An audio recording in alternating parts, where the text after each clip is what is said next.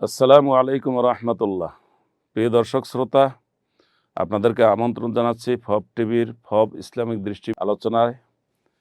আমরা আজকে নিয়ে আসছি বন্ধুত্ব এবং সম্পর্ক গঠনে ইসলামের দৃষ্টিভঙ্গি, এই বিষয়ে আলোচনায় আমরা অবতীর্ণ হচ্ছি। আপনারা যারা আমাদের শুনছেন, দেখছেন, ভালো করে লক্ষ্য করুন। আমরা যে বিষয়টি নিয়ে এসেছি, বিষয়টি আমাদের অত্যন্ত গুরুত্বপূর্ণ। বন্ধুত্ব এবং সম্পর্ক রক্ষা করা। মানুষ সামাজিক জীব, সুতরাং সমাজের মানুষের সাথে মিলেমিশে থাকাই তার একটা স্বাভাবিক সহজাত প্রবৃত্তি। জন্মগতভাবেই সে এভাবে সৃষ্টি হয়ে আসছে। একা একা বাস করা যায় না। দুনিয়ার কোনো জায়গায় আমরা একা একা থাকতে পারি না, কারণ আমার দুনিয়াতে বসবাস করার জন্য যা কিছু দরকার সব জিনিসগুলো আমার কাছে নাই।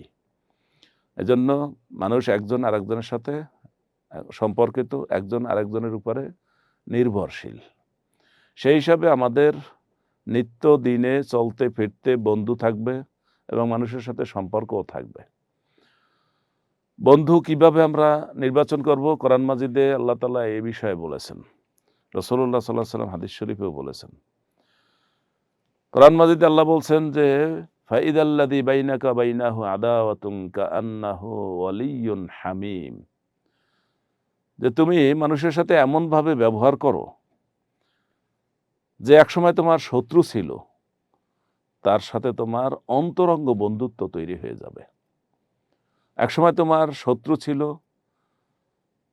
তার ছায়া মারিয়ে তুমি হাঁটতে না, কিন্তু তার সাথে এমন একটা ভাব করো, এমন একটা সম্পর্ক করো, যার দ্বারা তোমার সাথে তার সাথে অন্তরঙ্গ বন্ধুত্ব তৈরি হয়ে যায়।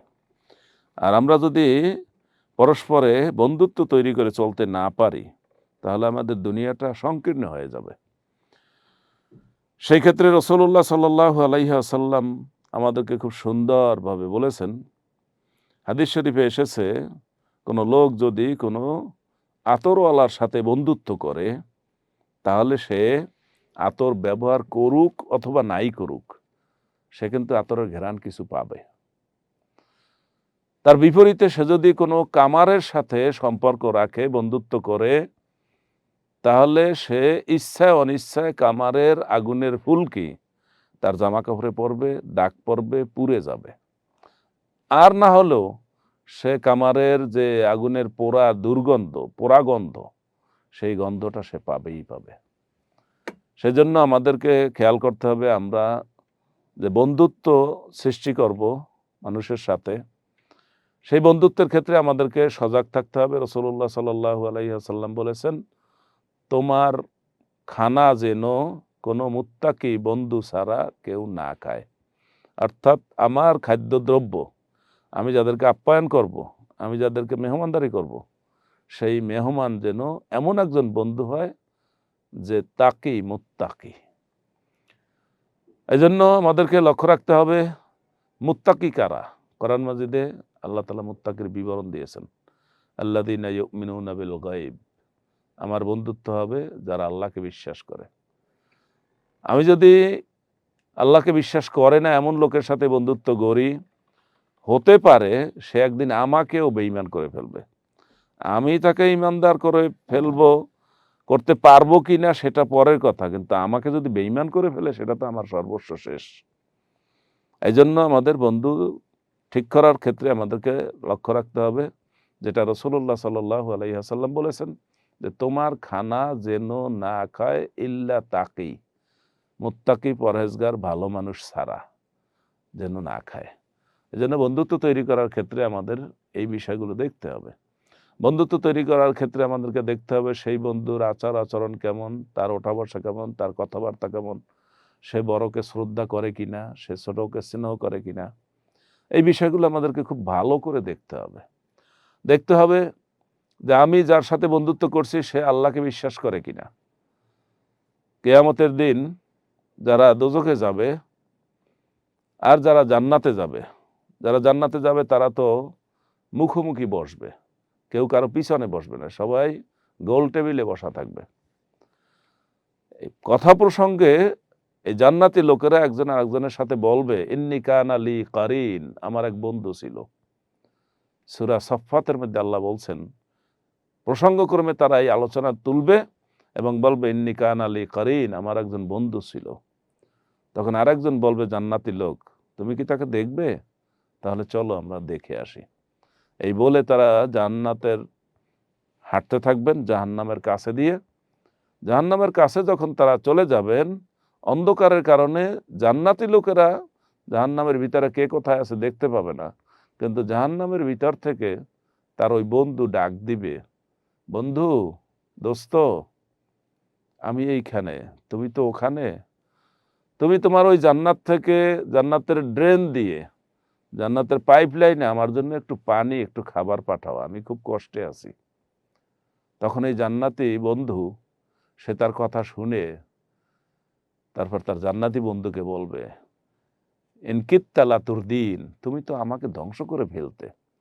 আমি তোমার সাথে বন্ধুত্ব করেছি, আমি তোমার সাথে একসাথে ব্যবসা করেছি, আমি তোমার সাথে একসাথে ওঠা বসা করেছি, আমি তোমার সাথে একসাথে খাওয়া দাওয়া করেছি, কিন্তু আমি তোমার কথা ঈমানের ক্ষেত্রে কখনো শুনিনি।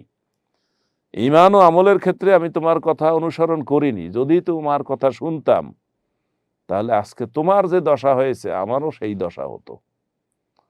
প্রিয় দর্শক শ্রোতা, আপনি লক্ষ্য করুন, যদি আমাদের বন্ধু এরকম হয়, যেই বন্ধুর ঈমান নেই, যেই বন্ধুর আমল নেই, যেই বন্ধু আল্লাহকে চিনে না।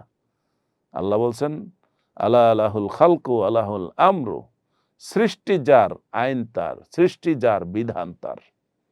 আল্লাহ আমাদের স্রষ্টা, আল্লাহই আমাদের বিধান তৈরি করে দিয়েছেন যে আমরা এই পথে হাঁটবো, এই পথে হাঁটবো না। সেই ক্ষেত্রে আমরা যদি আমাদের বন্ধু এভাবে নাস্তিক এবং আমল নেই, ঈমান নেই এমন লোকদেরকে বন্ধু হিসাবে নেই, তাহলে এই ব্যক্তির মতো আমাদের দশা হতে পারে যে সে আমাদেরকে জান্নাতের পথ বাদ দিয়ে আমাদেরকে জাহান্নামের পথে নিয়ে যাবে। ইংরেজিতে একটি প্রবাদ আছে, a man known by the company he keeps. একজন মানুষকে চেনা যায় তার বন্ধু দ্বারা। বন্ধু যেই বিশ্বাসের, বন্ধু যেই চরিত্রের, তার বন্ধু সেই চরিত্রের হয়ে থাকে সাধারণত।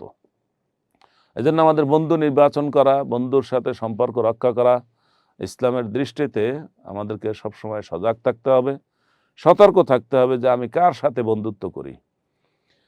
বন্ধুত্বের ক্ষেত্রে আমাদেরকে লক্ষ্য করতে হবে যে আমরা ছেলেরা মেয়েদের সাথে কোনো বন্ধুত্ব রক্ষা করবে না। কারণ একজন বৈজ্ঞানিক বলেছেন, একজন জ্ঞানী ব্যক্তি বলেছেন, ছেলের সাথে মেয়ের কোনো বন্ধুত্বের কারণ নাই জৈবিক চাহিদা পূরণ ছাড়া, কোনো কারণ নাই। সুতরাং ছেলে বন্ধু, মেয়ে বন্ধু এই কথাগুলো মুসলমানের ক্ষেত্রে চলবে না।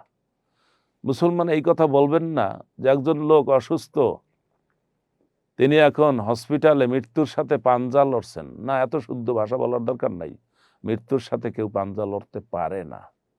মৃত্যু এমন এক শক্তিশালী আল্লাহর দেওয়া অর্ডার, আল্লাহর হুকুম।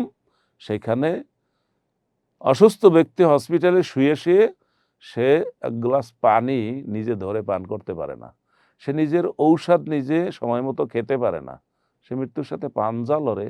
এত শুদ্ধ ভাষা আমাদের দরকার নাই। অর্থাৎ আমরা বন্ধুত্ব করতে করতে আমরা ছেলে মেয়ের কাছে চলে যাবে, মেয়ে ছেলের কাছে চলে যাবে, আমরা অনেক উদার, নো মাইন্ড, এই জাতীয় কথা বলেও কোনো বন্ধুত্ব তৈরি করা যাবে না। অনুরূপভাবে বয়সের যে ব্যবধান রয়েছে সেই বয়সের ব্যবধানও রক্ষা করতে হবে।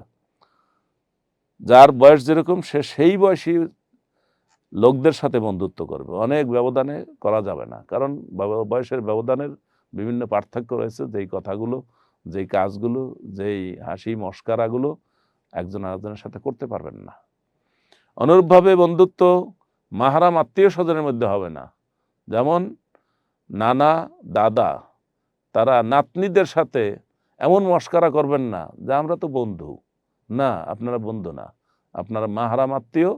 আপনি মস্কারার ছলে এদেরকে সেই কথা বলতে পারবেন না যেই কথা মেয়েলি বিষয়ে উৎসাহিত করে। সুতরাং এইখানে কিন্তু বন্ধুত্ব চলবে না। এখানে আপনাকে মাহারাম আত্মীয় স্বজন রক্ষা করে চলতে হবে। দাদারা সাবধান, নানারাও সাবধান। আর বাড়ির কাছের দাদা আর বাড়ির কাছের দাদা, নানা, সে তো অনেক দূরের কথা, ধারে কাছেও যাওয়া যাবে না।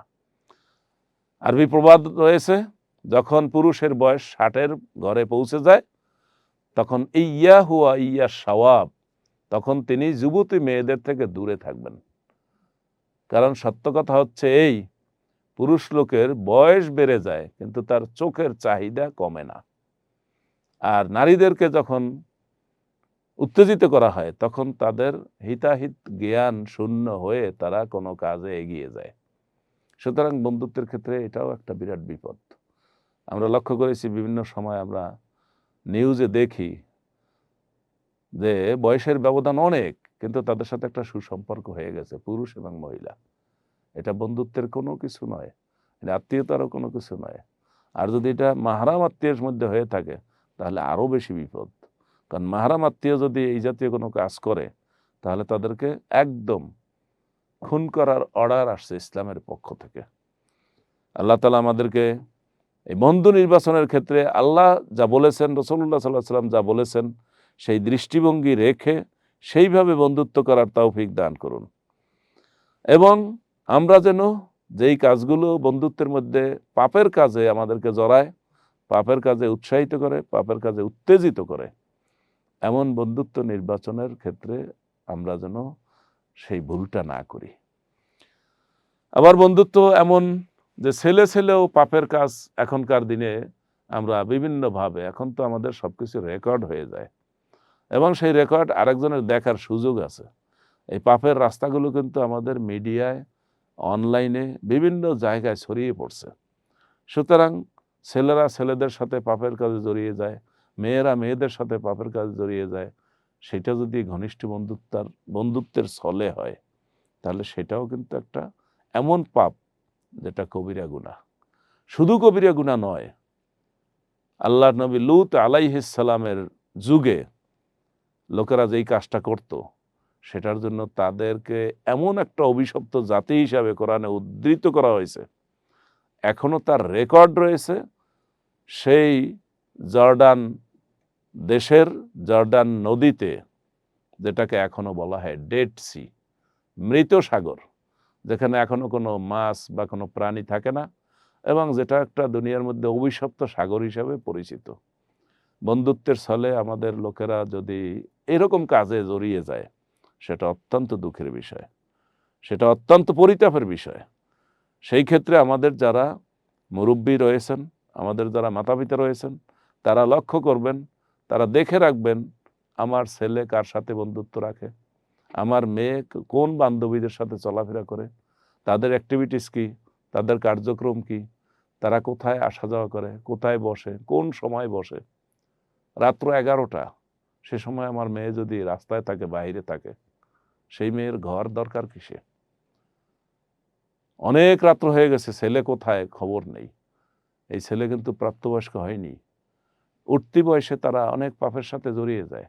মাতা-পিতাকে সার্বক্ষণিক এই সন্তানের দিকে লক্ষ্য রাখতে হবে, তাদের বন্ধুদের দিকে লক্ষ্য রাখতে হবে। লেখাপড়ার ক্ষেত্রে মাতা-পিতা তাদের সন্তানদের বন্ধু-বান্ধব ক্লাসে এসে কোন ছেলের সাথে সম্পর্ক রাখে, সেই ছেলেটা কি মেধাবী, সেই ছেলেটা কি সব পরীক্ষায় ভালো পাস করে, সেই ছেলেটা কি সব পরীক্ষায় ফেল করে, কোথায় সে বন্ধুত্ব রাখে, এই বিষয়গুলো মাতা-পিতাকে লক্ষ্য রাখতে হবে।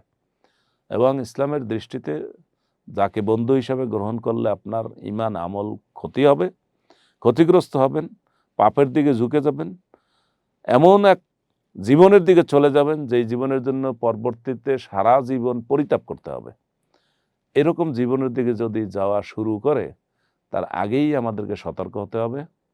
আমাদেরকে বুঝতে হবে যে আমরা এখন অনলাইনে অনেক ভালো কিছু শিখি, আবার অনেক খারাপও শিখি। যদি আপনি ভালো কিছু শিখতে চান তাহলে আপনি সেই লাইনে থাকেন। খারাপের পরিণতি সবার জন্যই খারাপ, সবার জন্যই ক্ষতি। এজন্য খারাপ যে বিষয়গুলো আমাদের সামনে আসে, অনলাইনে আসে, অফলাইনে আসে, সেগুলো থেকে দূরে থাকতে হবে। আমাদের বন্ধু নির্বাচনের ক্ষেত্রে, আমাদের বন্ধুদের সাথে চলাফেরার ক্ষেত্রে, বন্ধুদের সাথে ওঠা বসার ক্ষেত্রে আমাদেরকে টার্গেট থাকতে হবে।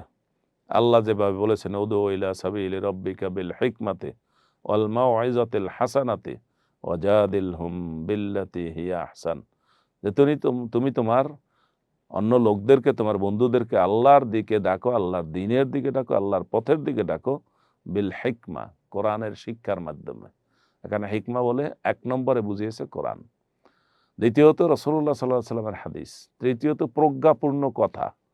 এগুলো দ্বারা আমরা আমাদের বন্ধুদেরকে ঈমানের দিকে নিয়ে আসার চেষ্টা করব। আল মাওয়াইজাতুল হাসানা, এখানে মাওয়াইজাতুল হাসানাও বলা হয়েছে। এই মাওয়াইজাতুল হাসানা অর্থ হলো আপনি এমন একটা মডেল হবেন যে আপনার কথা, কাজ, আপনার আচার আচরণ একটা মডেল হবে, মানুষের কাছে একটা দৃষ্টান্ত হবে, মানুষ আপনাকে একটা উদাহরণ উপমা হিসাবে নিবে যে হ্যাঁ অমুক, না তিনি একজন ভালো মানুষ, তিনি একজন আমলী মানুষ, তিনি একজন সৎ মানুষ, তিনি কোনো মিথ্যা কথা বলেন না, তিনি আমানতের খেয়ানত করেন না, সুতরাং তার সাথে সম্পর্ক রাখা খুব ভালো। আমার ছেলে তার কাছে গিয়েছে, খুব ভালো। আমিও তার সাথে একদিন বসেছি, খুব ভালো। এভাবে বলে যে সমস্ত লোকেরা ইসলামের মডেল, যে সমস্ত লোকেরা সততার মডেল, যে সমস্ত লোকেরা আমানতের মডেল, তাদের কাছে যেতে হবে, তাদের সাথে বন্ধুত্ব হবে। তাদের মাধ্যমে বন্ধুত্ব হলে সেই বন্ধুত্ব আমাদেরকে আল্লাহর সন্তুষ্টি অর্জনে সহায়তা করবে। আমরা আল্লাহর সন্তুষ্টি অর্জন করে আল্লাহর জান্নাতে যেতে পারবো। দুনিয়া এবং আখিরাতের সফলতা এটাই। আল্লাহ আমাদেরকে বুঝার এবং সেভাবে বন্ধু গ্রহণ করার তৌফিক দান করুন। হাদা মা ইনদি ওয়াল ইলমু ইনদাল্লাহ, সুবহানাকা লা ইলমা লানা ইল্লা মা আল্লামতানা ইন্নাকা আনতাল আলিমুল হাকিম। সুবহানাকা আল্লাহুম্মা বিহামদিকা আশহাদু আল লা ইলাহা ইল্লা আনতা আস্তাগফিরুকা ওয়া আতুবু ইলাইক। ওয়া আসসালামু আলাইকুম ওয়া রাহমাতুল্লাহ।